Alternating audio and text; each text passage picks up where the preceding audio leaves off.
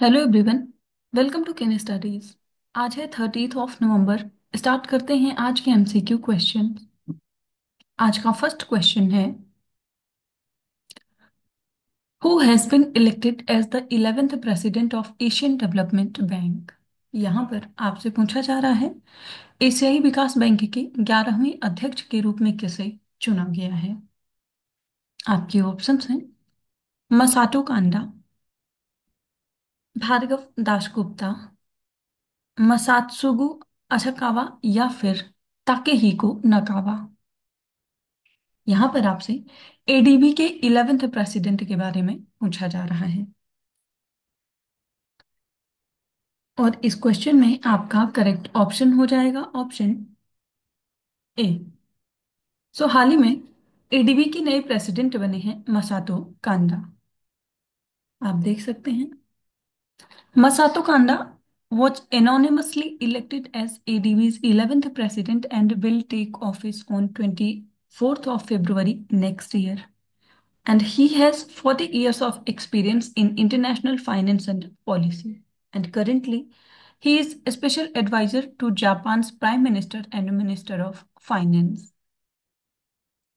So, he holds a Bachelor of Laws from the University of Tokyo and an MPhil in Economics from Oxford University. His leadership in global forums like G7 and G20 highlights his focus on multilateral cooperation and addressing global challenges. इसके साथ ही ADB की बात करें तो ये एक regional development bank है जिसको स्टैब्लिश किया गया था 19 दिसंबर 1966 को और इसका हेडक्वार्टर है मनीला फिलीपींस में। और इस बैंक के 31 फील्ड ऑफिसेज हैं around the world to promote social and economic development in Asia. स्थापना के समय एडीबी में 31 मेंबर्स थे और वर्तमान समय में इसके जो मेंबर कंट्रीज हैं वो हैं 68। जो इसके 5 ऑपरेशनल एरियाज हैं एडीबी के, उनकी बात करें तो उनमें शामिल है education, environment, climate change and disaster risk management. Third is finance sector development, then regional cooperation and integration and fifth one is private sector lending. इसके साथ ही एडीबी में जो 5 लार्जेस्ट शेयर होल्डर कंट्रीज हैं उनकी बात करें तो फर्स्ट प्लेस पर है Japan, second USA, third China, fourth India and fifth is Australia. बढ़ते हैं नेक्स्ट क्वेश्चन की ओर।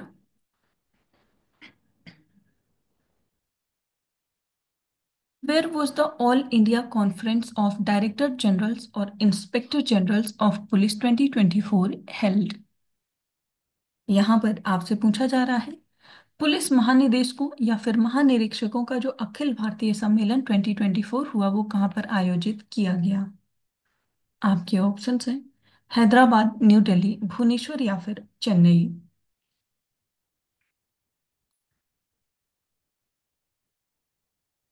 और इस क्वेश्चन में आपका करेक्ट ऑप्शन हो जाएगा ऑप्शन सी। इसका आयोजन किया गया भुवनेश्वर, ओडिशा में।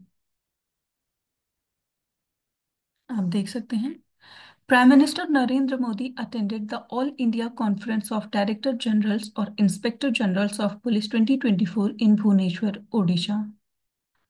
The 3-day conference from November 29 to December 1st focused on national security issues like counterterrorism, extremism, coastal security, and new criminal laws and narcotics. The President's Police Medal for Distinguished Service was awarded, and the conference served as a platform for police professionals to discuss crime control, law and order, and internal security threats. It included yoga sessions, business sessions, and thematic dining tables for informal discussions. आप ध्यान रखेंगे जो DG या IG of police 2024 conference का आयोजन किया गया, ये किया गया भुवनेश्वर, ओडिशा में। और इस कॉन्फ्रेंस का उद्घाटन किया है भारत के जो केंद्रीय गृह मंत्री हैं अमित शाह ने।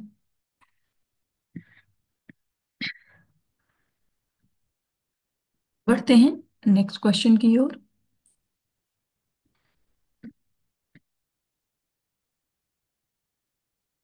ई दाखिल portal which was seen in the news is associated with which sector?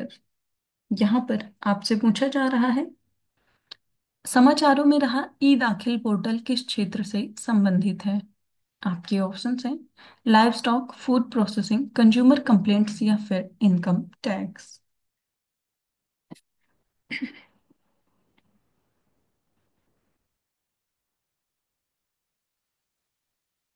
और इस क्वेश्चन में आपका करेक्ट ऑप्शन हो जाएगा ऑप्शन सी।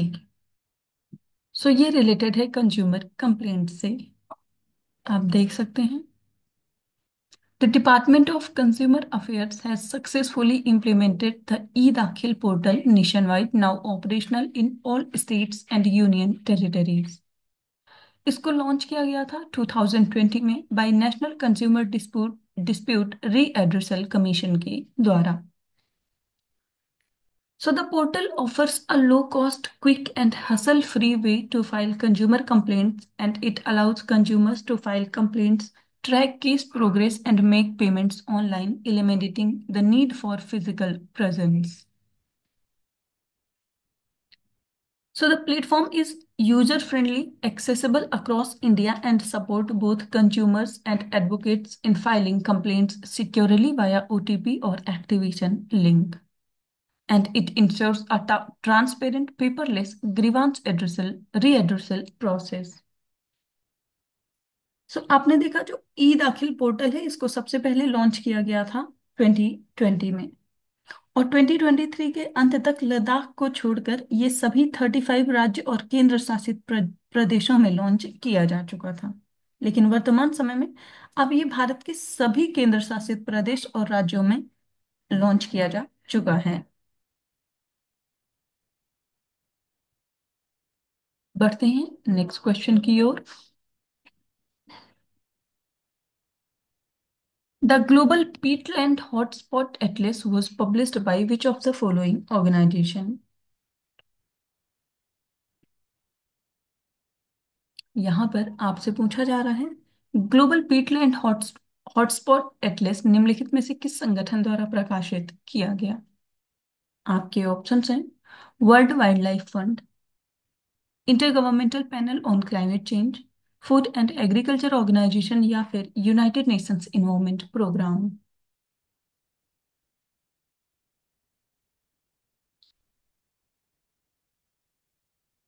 और इस क्वेश्चन में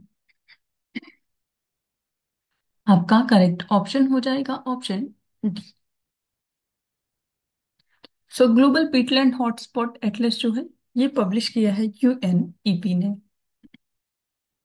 आप देख सकते हैं it is built on the global peatlands assessment and accompanying Global Peatland Map 2.0 released in 2020, and it is published by UNEP under Global Peatlands Initiative.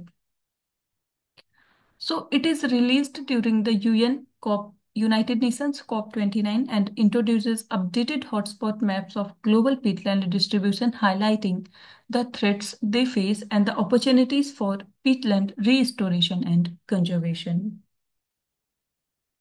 So this report identifies 488 million hectare of peatlands globally with 12% degraded, and the UN Global Peatland Initiative was formed by 13 founding members of the United Nations UNFCCC COP in Marrakech, Morocco in 2016 to save peatlands. तो आप ध्यान रखेंगे जो global Peatland assessment report है ये publish किया जाता है यूएनईपी के द्वारा। यूएनईपी की बात करें तो ये एक ऑर्गेनाइजेशन है which is responsible for coordinating response to environmental issues within the united nations system, और इसको स्टैब्लिश किया गया था 1972 में। इसका हेडक्वार्टर नैरोबी कीनिया में है। और यूएनईपी की कुछ और इंपॉर्टेंट रिपोर्ट्स हैं जो कई बार एग्जाम्स में पूछी जाती हैं, वो हैं emission gap report and adaptation gap report. So emission gap report की बात करें तो this report analyse the gap between current and needed greenhouse gas emissions to achieve climate goals and also provide recommendations for closing the gap. इसके साथ ही जो adaptation gap report है, ये एक एनुअल असेसमेंट है of the global status of adaptation planning, implementation and finance. बढ़ते हैं next question की ओर।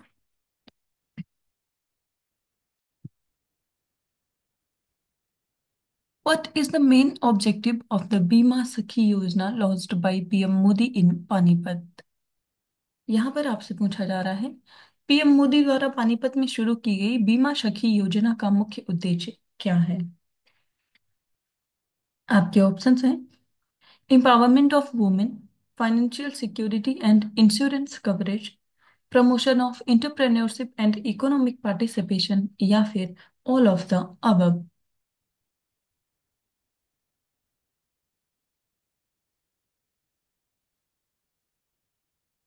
और इस क्वेश्चन में आपका करेक्ट ऑप्शन हो जाएगा ऑप्शन डी। सो जो बीमा सखी योजना है, ये सभी उसके मेन ऑब्जेक्टिव्स के तहत आते हैं। आप देख सकते हैं, PM Narendra Modi will launch the बीमा सखी योजना on 9th of December in Panipat, aimed at empowering women across India. And the scheme focuses on providing financial security, insurance coverage, and promoting entrepreneurship among women. So it also includes access to insurance products, financial assistance, and skill development training to build confidence and independence among women. Training and financial assistance will be provided to ensure women can actively participate in the economy. सो ये जो scheme है बीमा सखी योजना, ये launch की जाएगी पानीपत हरियाणा से, और वर्तमान समय में हरियाणा के चीफ मिनिस्टर हैं Nayab Singh Saini.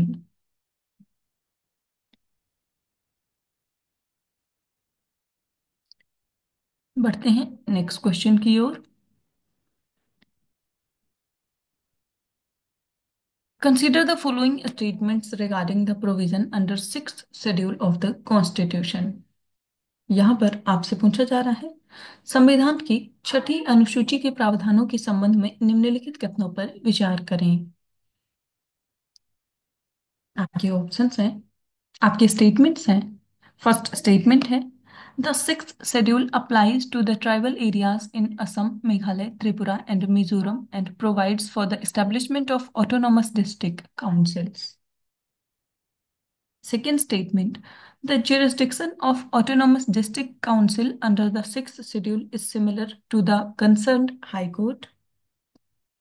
And third, the sixth schedule makes an exception to allow the President to modify the boundaries or names of the autonomous districts and regions.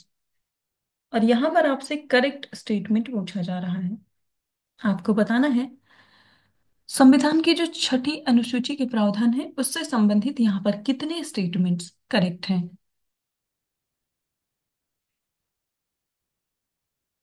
और इस क्वेश्चन में आपका करेक्ट ऑप्शन हो जाएगा ऑप्शन ए। सो यहाँ पर first statement केवल आपका करेक्ट है, जबकि सेकंड और थर्ड इनकरेक्ट है। आप देख सकते हैं, so the councils have also been endowed with a wide civil and criminal judicial powers, for example establishing village courts etc. However, the jurisdiction of these councils is subject to the jurisdiction of the concerned high court, does not supersede it। इसलिए वहां पे second option जो था वो incorrect था। And the governor has power to modify the boundaries or the name of the autonomous district or region, not the president। ये आप ध्यान रखेंगे। The Act of Parliament or the state legislature do not apply to autonomous district and autonomous region, or apply with specified modifications and exceptions। So sixth schedule की बात करें तो इसको enact किया गया था by the constituent assembly in 1949, और ये बेस्ड है on the recommendation from the Bordoloi committee.